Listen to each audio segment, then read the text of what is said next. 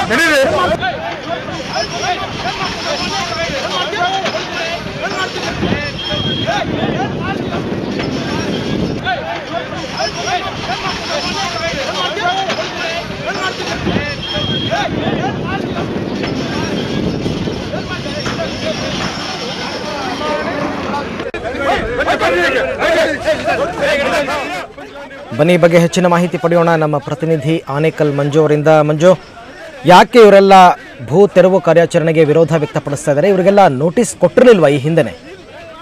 ಅರವಿಂದ್, ಯಾವಾಗ ನೈಸ್ ರಸ್ತೆ ಆರಂಭ ಆಯ್ತು ಅದರ ಬೆನ್ನೆಲ್ಲ ವಿವಾದಗಳು ಸಹ ಆರಂಭ ಆಯ್ತು. ನೈಸ್ ರಸ್ತೆ ಮತ್ತೆ ವಿವಾದಗಳಿಗೆ ಅವಿನಾಭಾವ ಸಂಬಂಧ ಅಂತ ಹೇಳಿದ್ರೆ ತಪ್ಪಾಗ್ಲಾರ್ದು.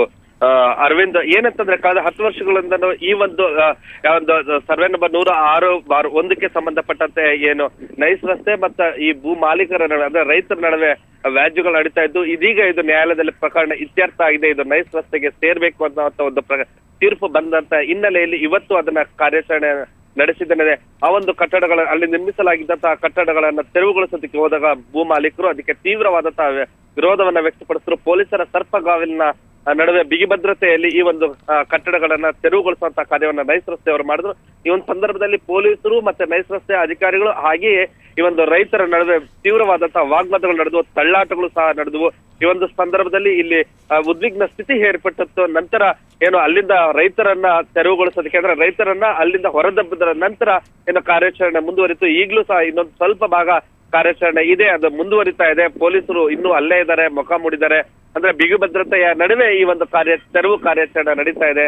ಅಂದ್ರೆ ಏನು ನೈಸ್ ರಸ್ತೆಗೆ ಹೊಂದಿಕೊಂಡಿರುವಂತಹ ಈ ಒಂದು ಗೊಟ್ಟಿಗೆರೆಯ ಸರ್ವೆ ನಂಬರ್ 106/1ರಲ್ಲಿ ಈ ಒಂದು ಏನು ವಿವಾದ ಏರ್ಪಟ್ಟಿತ್ತು. ಅರವಿಂದ್, ಮಂಜುನಾಥ್, ನೀವು ಹೇಳೋ ಪ್ರಕಾರ ಈಗ ಈ ಜಾಗ ನೈಸ್ ರಸ್ತೆ ಅವರಿಗೆ ಸೇರ್ಬೇಕು ಅಂತ ನ್ಯಾಯಾಲಯದಿಂದ ಆದೇಶ ಆಗಿದ್ರು ಕೂಡ ಭೂಮಾಲೀಕರು ವಿರೋಧ ವ್ಯಕ್ತಪಡಿಸ್ತಾ ಇದ್ದಾರೆ. ಯಾಕೆ?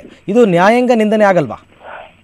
ಏನಂತ ಹೇಳಿದ್ರೆ ಹೌದು, ಖಂಡಿತವಾಗ್ಲೂ. ಯಾಕೆಂತ ಹೇಳಿದ್ರೆ ನೋಡಿ, ನೈಸ್ ರಸ್ತೆಗೆ ಸಾಕಷ್ಟು ಭೂಮಿಗಳನ್ನ ರೈತರ ವಿರೋಧದ ನಡುವೆಯೇ ನೈಸ್ ರಸ್ತೆಯವರು ಇದನ್ನ ವಶಪಡಿಸಿಕೊಂಡಿದ್ದು ಮತ್ತೆ ಇದನ್ನ ಅವರಿಗೆ ಸರ್ಕಾರ ನೀಡಿದ್ದು. ಅಂದ್ರೆ ಇದಕ್ಕೆ ಭೂ ಮಾಲೀಕರು ಅಂತ ಮತ್ತೆ ರೈತರು ನೀಡುವಂತದ್ದು ನಮಗೆ ಅಳದುಳಿದಿರುವಂತಹ ಜಮೀನುಗಳು ಸ್ವಲ್ಪ ಭಾಗ ರಸ್ತೆಗೆ ಹೊಂದಿಕೊಂಡಿರುತ್ತದೆ. ರಸ್ತೆಗೆ ಸಾಕಷ್ಟು ಭೂಮಿ ಈಗಾಗಲೇ ಕೊಟ್ಟಿದ್ದಾಗಿದೆ. ಉಳಿದಂತ ಹೆಚ್ಚುವರಿ ಭೂಮಿಯನ್ನ ನಾವು ಯಾಕೆ ನೈಸ್ ರಸ್ತೆಗೆ ಕೊಡಬೇಕು? ಆ ಒಂದು ಭೂಮಿಯನ್ನ ನಂಬ್ಕೊಂಡು, ಆ ಭೂತಾಯಿಯನ್ನು ನಂಬ್ಕೊಂಡು ನಾವು ಬದುಕ್ತಾ ಇದ್ವಿ. ಆ ಒಂದು ಬದುಕಿನ ಮೇಲೆ ಕಲ್ಲು ಚಪ್ಪಡಿಯನ್ನ ಎಳೆಯುವಂತ ಕೆಲಸವನ್ನು ಇವ್ರು ಮಾಡ್ತಾ ಇದ್ದಾರೆ ಅಂತ ಇವರು ವಿರೋಧವನ್ನ ವ್ಯಕ್ತಪಡಿಸ್ತಾ ಇದ್ದಾರೆ. ಜೊತೆಗೆ ಯಾವೊಂದು ಪರಿಹಾರವನ್ನ ನೀಡಿದರೆ ಅದು ನಮಗೆ ಸಾಕಾಗ್ತಿಲ್ಲ. ಆ ಪರಿಹಾರವನ್ನು ಸಹ ಈ ರೈತರು ಇನ್ನೂ ತೆಗೆದುಕೊಂಡಿಲ್ಲ. ಅರವಿಂದ್, ಅಂದ್ರೆ ಈಗ ಮತ್ತೆ ಇವರು ಮೇಲ್ಮನೆ ನ್ಯಾಯಾಲಯದಲ್ಲಿ ಏನಾದರೂ ಮನವಿ ಸಲ್ಲಿಸ್ತಕ್ಕಂತ ಸಾಧ್ಯತೆ ಇದೆಯಾ? ಹೇಗೆ? ರೈತರು ಆ ಒಂದು ತೀರ್ಮಾನದ ಬಗ್ಗೆ ಅಂದ್ರೆ ಇವತ್ತು ಸಂಜೆ ನಾವು ಮತ್ತೆ ಸಭೆ ಸೇರ್ತೇವೆ ಅಂತ ಹೇಳ್ತಾರೆ. ಇದು ಎಂತಂದ್ರೆ ಈ ನೈಸ್ ರಸ್ತೆ ಬಹುತೇಕ ಅಂತಂದ್ರೆ ಈ ನೈಸ್ ರಸ್ತೆಗೆ ಭೂಮಿಯ ಬಹುತೇಕ ಎಲ್ಲವೂ ಸಹ ವಿವಾದಗಳಿಂದನೇ ಅಂದ್ರೆ ಅದನ್ನ ಅವರು ತೆಗೆದುಕೊಂಡಿದ್ದು, ವಶಪಡಿಸಿಕೊಂಡಿದ್ದು ರಸ್ತೆಗೆ ಹೊಂದಿಕೊಂಡಿರುವಂತಹ ಭಾಗವನ್ನ. ಹಾಗಾಗಿ ಈ ಒಂದು ಪ್ರಕರಣಗಳು ಆಗಿಂದಾಗಿ ಅವು ಮುಂದುವರಿತಾನೆ ಇದಾವೆ. ಜೊತೆಗೆ ತೀವ್ರವಾದಂತಹ ರೈತರ ಹೋರಾಟದ ನಡುವೆಯೂ ಸಹ ನೈಸ್ ರಸ್ತೆಯವರು ನ್ಯಾಯಾಲಯದ ಮುಖಾಂತರ ಅದನ್ನ ಹೋರಾಟ ನಡೆಸಿದ ತಮ್ಮ ವಶಕ್ಕೆ ತೆಗೆದುಕೊಳ್ತಾ ಇದ್ದಾರೆ. ಅರವಿಂದ್, ಓಕೆ ಮಂಜುನಾಥ್, ಧನ್ಯವಾದ ತಮ್ಮ ಎಲ್ಲ ಮಾಹಿತಿಗಾಗಿ.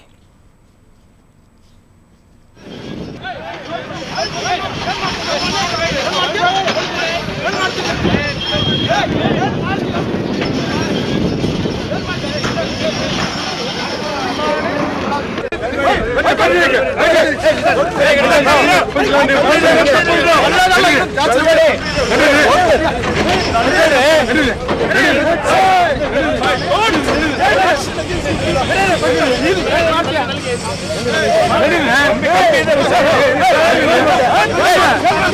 ನಡೀರಿ